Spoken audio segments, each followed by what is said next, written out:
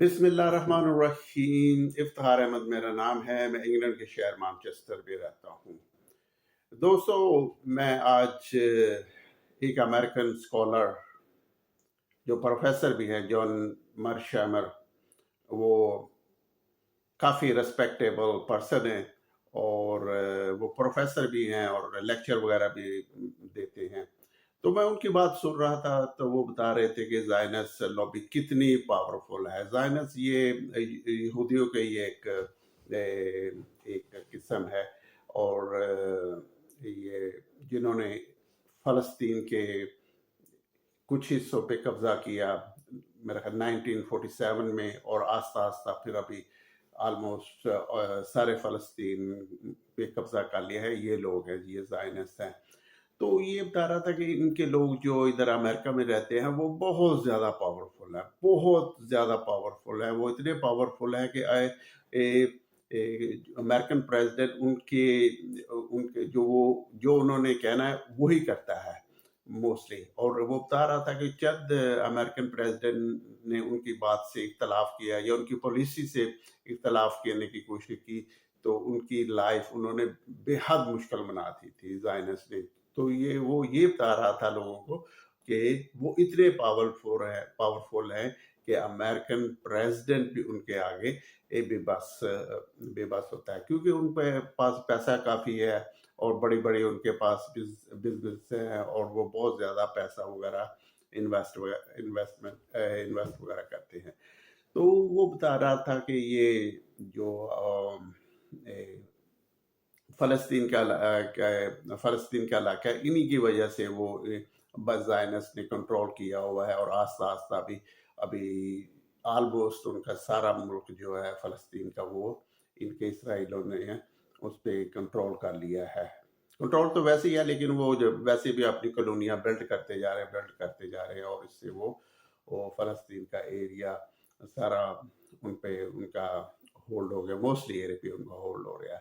تو کہنے کا مطلب یہ تھا کہ ادھر زائنس جو ہیں وہ بہت زیادہ پاورفل ہے۔ ایک زائنس جیفری ایپسٹن ہے، وہ بھی بہت زیادہ انفلوئنسر تھا، تو اس کے بہت زیادہ کچھ امریکن پریزیڈنٹوں کے ساتھ ان کے تعلقات تھے۔ تو اس شخص نے اپنی ای میل میں عمران خان کا ذکر کیا کہ یہ شخص بہت زیادہ ڈینجرس ہے۔ اب دیکھیں کہ وہ عمران خان کیسے ڈینجرس ہے۔ وہ تو پاکستانی ہے، اور پاکستانی تھرڈ ورلڈ کنٹری ہے، غریب کنٹری ہے، اس کا امریکہ کو کیا نقصان ہو سکتا ہے، یا امریکہ کے لیے کیا۔ لیکن اس نے یہ کہا کہ وہ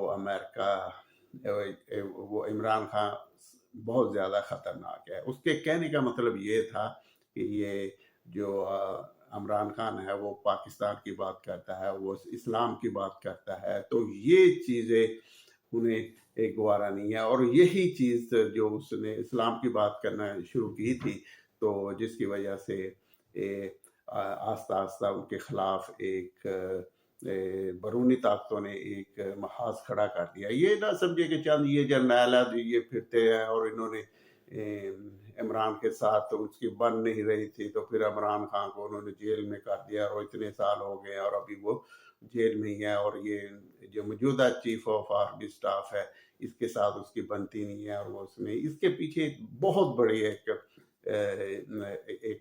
لابی ہے جو اسے عمران خان کو پسند نہیں کرتی۔ اس لیے پسند نہیں کرتی کہ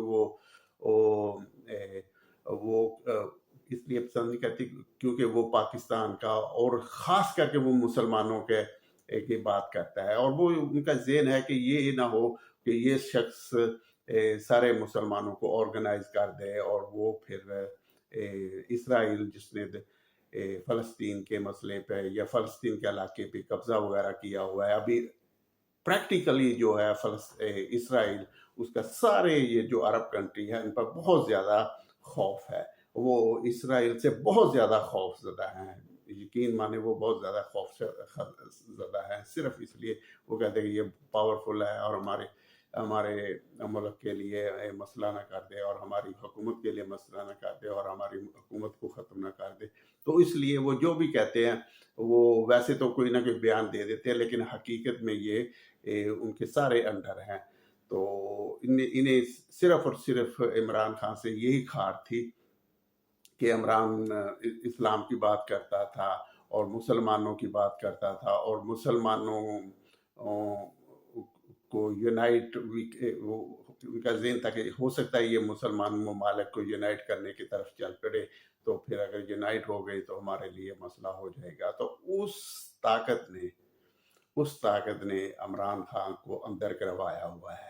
یہ بھول جائیں کہ وہ چند جرنیلوں نے اسے اندر رکھا ہوا اور اتنی دیر سے اسے اندر رکھا ہوا ہے. ایسی بات نہیں ہے، کیونکہ ہمارے میڈیا میں ہمارے یہ لوگ میجورٹی ہے وہ یا تو ناچ گانے والی ویڈیو دیکھ لیں یا پھر وہ خبریں سن لیں. تو وہ لوکل خانے خبریں جو جرنیلوں نے لکھ کے دی کہ ایسے ایسے کہہ دو عوام کو، تو بات کا تو وہ اپنے خلاف بھی کوئی نہ کوئی بات کہہ دیتے ہیں کہ کہلوا دیتے ہیں میڈیا سے کہ ہمارے خلاف یہ بات کہہ دو.